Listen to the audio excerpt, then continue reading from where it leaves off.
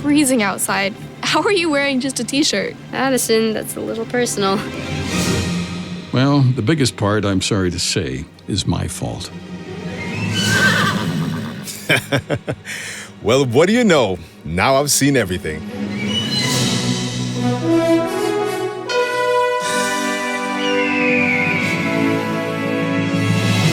Hi, I'm Miss Jean. Join me on a trip to Discovery Mountain, where the air is clear enough to hear your imagination, and where every day is an exercise in faith. Join me for today's expedition in Discovery Mountain.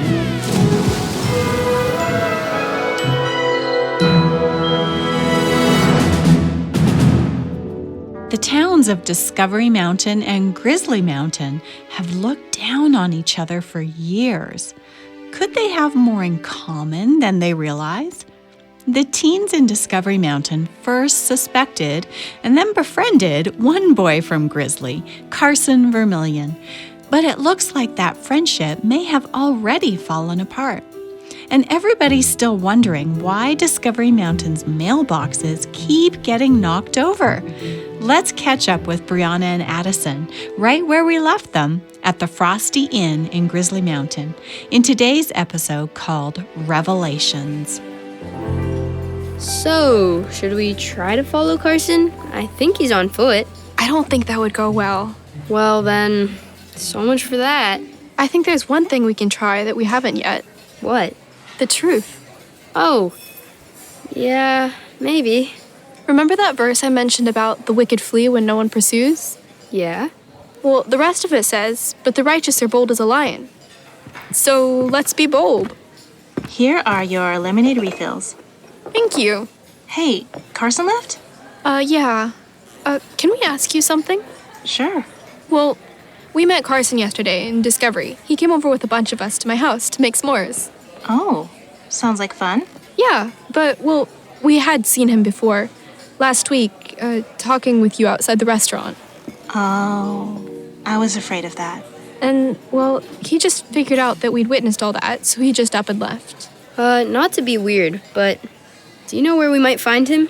We really don't want to leave things like this. Well, he probably hasn't made it home yet. Here, keep the change. Oh, thank you. Come on, Brianna. Head towards the bridge. The bridge? Oh, this way. He's probably nowhere near here. Well, if he is, seeing us running may not inspire confidence. Yeah, we might just scare him off.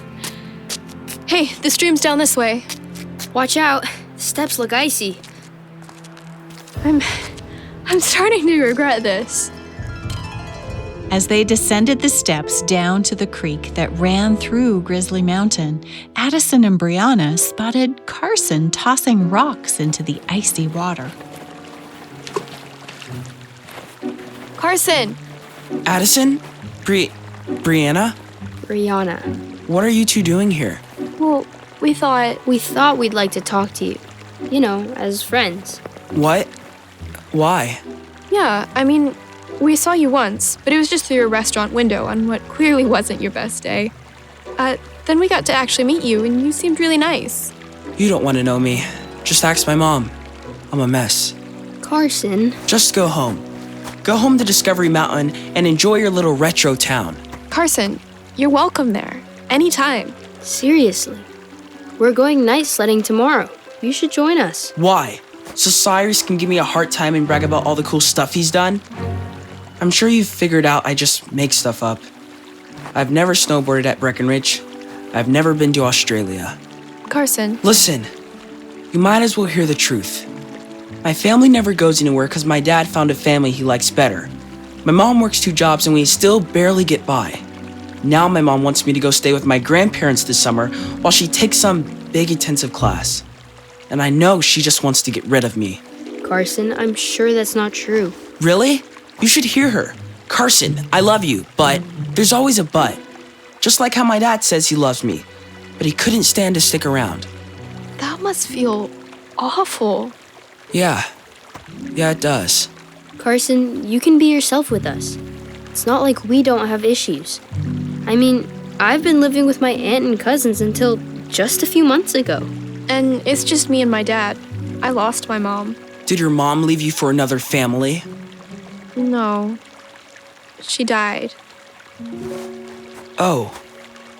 I'm sorry. We enjoyed hanging out with you yesterday. You're welcome back anytime. Thanks. Maybe. We, should go now. Mr. Tremblay is picking us up back at the Frosty Inn. Yeah, you'd better go. Cool. Speaking of cool, it's freezing outside. Carson, how are you wearing just a t-shirt? Addison, that's a little personal. Hey, you're not wearing anything over your face. Isn't your face as cold as your hands? Don't you need face mittens? I mean, that would be nice. Face mittens? I mean, I can see your breath, right? Well, my arms aren't any colder than my face or my hands. It's fine. Okay. I'm sorry. She isn't usually like this. You're the one who kept mentioning it. Hey, I was just saying I don't get it. I wasn't gonna say anything to his face. Well, now you're making me cold, because we're talking about it. See? Hey, they make really good hot chocolate at the Frosty Inn, if you've still got a minute. Well, we never finished our lemonade, so I'm still thirsty. Brianna? Sure, but just until Mr. Tremblay's here. Wait, am I going to regret this? Maybe. Probably, but come on, because now I'm freezing. The three teens climbed back up the icy steps and returned to the Frosty Inn. Carson's mom, Sarah, served them hot chocolate. The next morning, Brianna arrived at school, ready to tell the tale of their adventure. Hey, Lana, where have you been? Brianna, I was sick all weekend. A real waste of a snow day. Oh, I'm sorry. I wondered where you were. Yeah, but I felt better yesterday afternoon and started investigating this whole mailbox thing. There were 2 more this weekend. Really? Yeah, all within about a mile or so from each other. But they were both knocked over only slightly. Maybe the perpetrator's getting tired. Or bored. And nobody saw anything. No, but here's the thing. It's always shortly after sunset, kind of just when it's gotten dark. The last 2 people didn't have security cameras, but if they're getting lazy... You'd think someone would drive by and see something. Someone should circle the neighborhood after sunset this weekend, see if they can catch anyone in the act. Yeah. Do you still think it could be that boy you saw in Grizzly? No, I don't think so. Did you hear we actually met him? Really? No. What happened? Well, it's kind of a long story, but there's a slight chance he might be at Crescent Hill tonight for sledding. His mom gave permission if Addison's dad gives him a ride home, since she has to work at the Frosty Inn. The Frosty Inn? Where they make that cake? Yeah. Though supposedly they've been making that cake since long before Miss Michelle's ever opened. I'm waiting to see proof, though. We should talk to Mr. Simon. Yeah, you're probably right. Meet me at Trekker's after school? Yeah, before we figure out who's bashing boxes. Great. Then we can celebrate by hitting the slopes at Crescent Hill. All in a day's work. Sounds like a plan. That morning, Brianna and Addison told Cyrus about their visit with Carson the night before. After school, Brianna, Lana, and Cyrus headed over to Trekker's as fresh snowflakes fell. Brr. Ooh, the sidewalks are getting icy again. They better keep these roads plowed. My mom rode a horse to work at the hospital this weekend when the roads were bad. Really? Yeah, a new family in town has horses. They ride them instead of driving when the weather's bad. Oh, the McCready's, right? Yeah. I gotta start my shift, but Mr. Simon said that we could meet with him in his office first. Mr. Simon? Come on in. Hi, Mr. Simon. Cyrus tells me you have some questions about local history. Well, yeah. Cyrus and I ate at the Frosty Inn in Grizzly Mountain last week. And we were surprised that their chocolate butterscotch toffee cake tasted exactly the same as Miss Michelle's. I've enjoyed that cake a few times myself. I think Michelle's is better than the one in Grizzly, but maybe that's just hometown pride. Wait, So you've eaten at the Frosty Inn? Of course. I used to dine there quite a bit when I first came to this neck of the woods. So wait, did Miss Lucy steal the recipe from the Frosty Inn when she started her restaurant, or what? Well, Lucy's first job was at the Frosty Inn. I think she learned everything she needed to know about cooking there. And that's where she first came up with, or perfected, I'd say, that recipe. Miss Lucy invented that recipe while working at the Frosty Inn? Yep. Like I said, I don't think their cook quite captures it like Michelle does. But again, that's just my bias. Wow! Mystery finally solved. One mystery. Mr. Simon, why do Discovery and Grizzly have such animosity? I mean, why don't they get along? Well, some of that's just old-fashioned rivalry, you know. But, well, the biggest part, I'm sorry to say, is my fault. Really? What? Your fault? Yeah. You see, when I bought the land that became Discovery Mountain from McGee, one of the big guys in Grizzly, Lawrence Sawyer, wanted the land for his ranch. He was willing to pay a king's ransom for it, a lot more than I had to offer. So what happened? Well, McGee chose to sell it to me instead. So Sawyer spent the rest of his days bad-mouthing me, McGee, and eventually this whole town. Whoa! But that's not really your fault, right? Oh, thing is, I was young and not quite the humble man you see before you today. And I made a few comments about Sawyer that weren't really complimentary. Like what? Stuff I didn't need to say. Eventually, the Holy Spirit got through to me, and I tried to apologize, but Sawyer wouldn't give me the time of day. Oh, wow. Yeah, old Sawyer's been dead a long time now, but I've always regretted those words. And I've always wondered if our community ties would be any stronger if I'd already learned to hold my tongue. Mr. Simon, do you think many people even remember why they disliked the other town? That's a good question. I doubt many do, but that's how these things go. People don't have to remember why they originally thought something for the attitudes to remain. Well, we should invite the people of Grizzly for, like, a spring celebration or something. Ooh, great idea. Brianna, that is an excellent idea.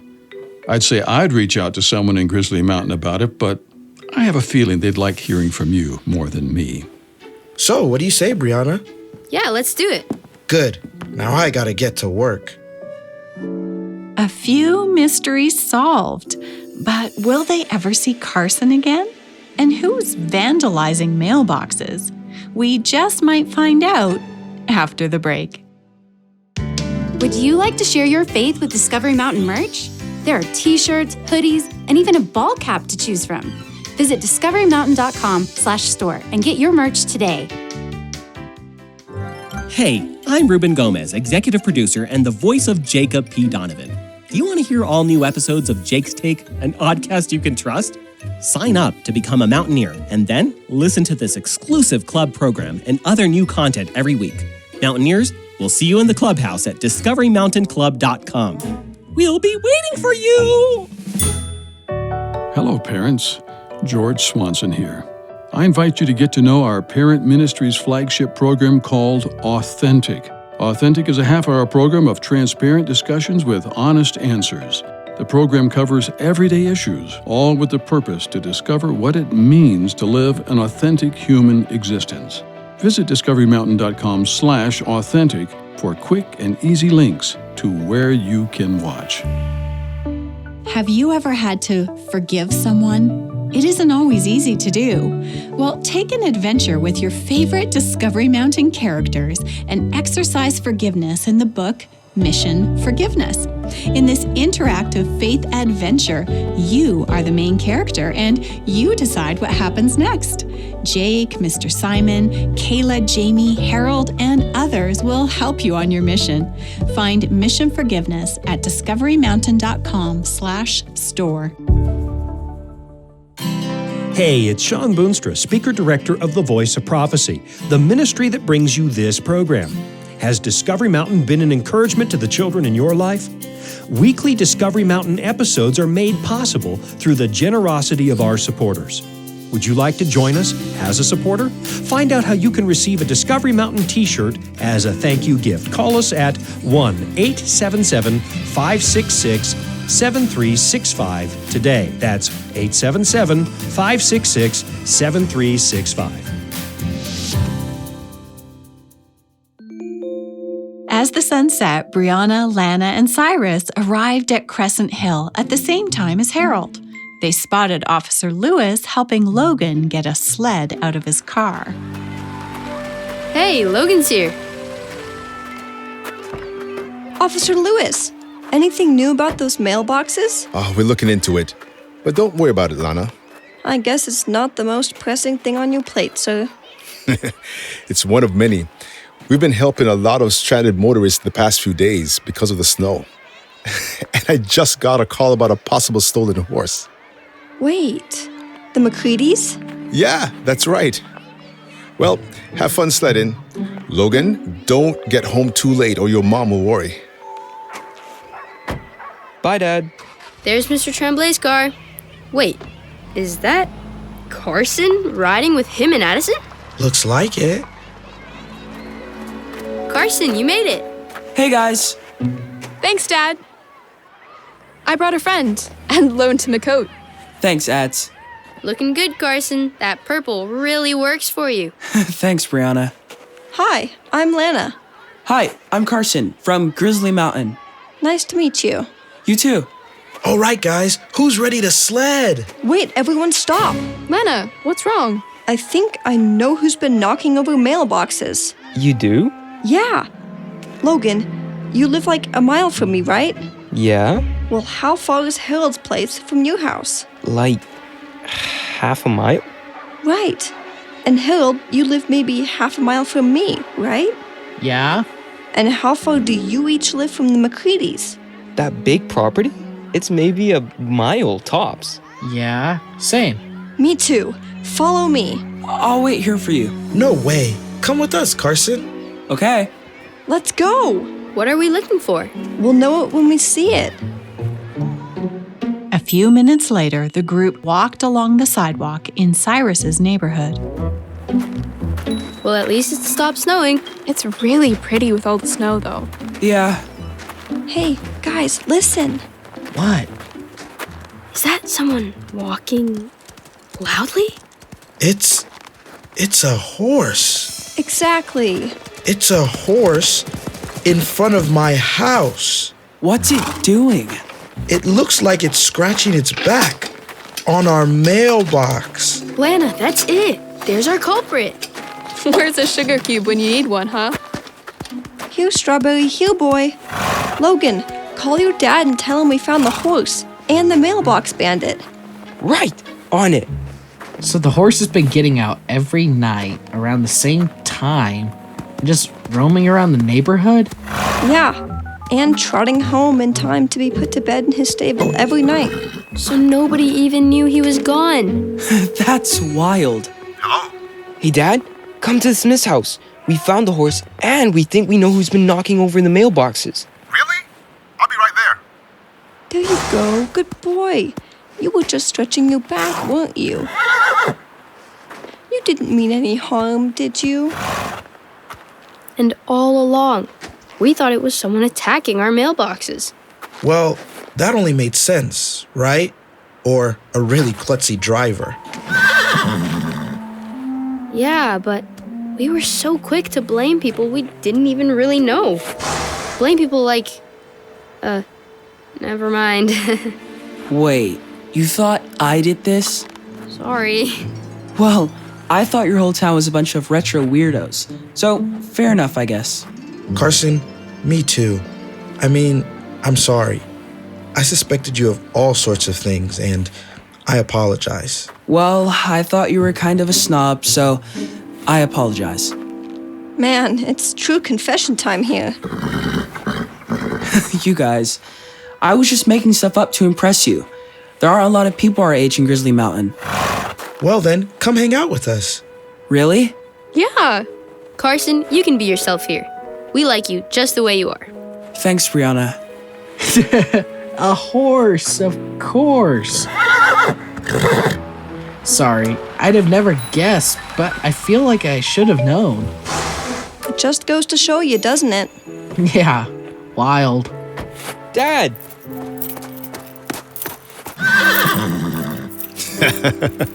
Well, what do you know? Now I've seen everything. Officer Lewis called the McCreadys, who took their horse home.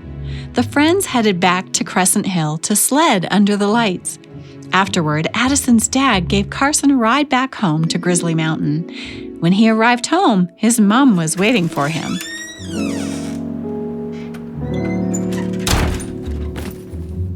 Hey, buddy, where'd you get the jacket? Mom, you're home early again? Yeah, I got my hours changed, so I don't have to be out so many late nights. But I gotta say, that purple looks good on you. Mom, my friend Addison loaned it to me, and I forgot to give it back. You know I got you a coat last year. Is it too small already? Yeah, and I didn't want to make you buy me another one. Did you have fun tonight? Oh yeah, we all went down the hill in this big snow tube chain, and then we all just went flying in every direction.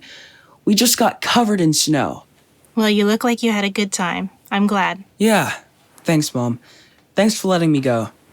Discovery Mountain's pretty fun. The people are nice.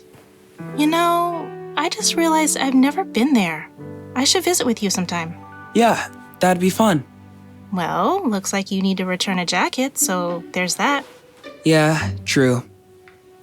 Mom, do I really need to stay with my grandparents for the whole summer? Carson, that seems like the best solution right now, and you haven't seen my parents in quite a while. I know, it just feels like you don't want me around. Oh, buddy, you're the light of my life, you know that. You have no idea how proud of you I am. But I'm always getting in trouble, and I'm always making you worry, and I can never keep my grades up. Carson, you could set fire to my car, and I'd love you no less. Well, I mean, that old pile of junk couldn't be in much worse shape than it already is. Carson, you've stretched me in 1,000 ways, it's true. But I love you, period. And I'll miss you like crazy this summer. Really? Truly. Okay, well, then I'll go. If that's what's best for us. You're a good kid, Carson Vermillion. So good that you'll make me a hot chocolate? Of course, come on, you.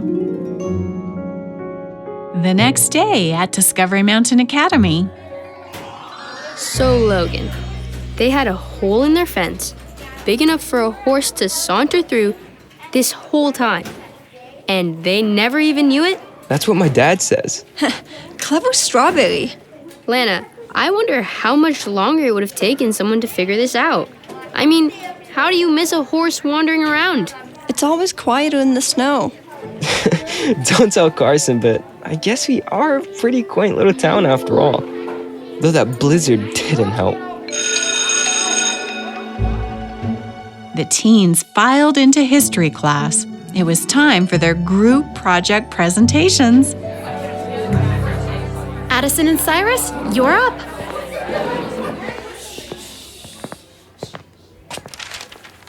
In the fall of 1989, the peaceful protests that had started in churches spread across East Germany. Though the country was officially atheist, churches became gathering places where people could express themselves freely. In weekly public demonstrations in East Berlin, people demanded freedom to travel to other countries and to elect their own leaders. As the crowds grew and grew, the huge number of protesters became far too many for police to try to stop. Because the protests were completely nonviolent, the East German government felt powerless to respond. They had no excuse for a strong response to put down the ever-growing movement.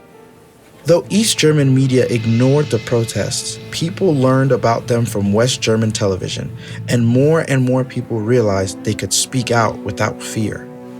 On November 4, 1989, 500,000 protesters gathered in East Berlin. They demanded freedom of speech and freedom of the press. Just 5 days later, on November 9, the East German government declared the borders open, and the Berlin Wall fell. The end.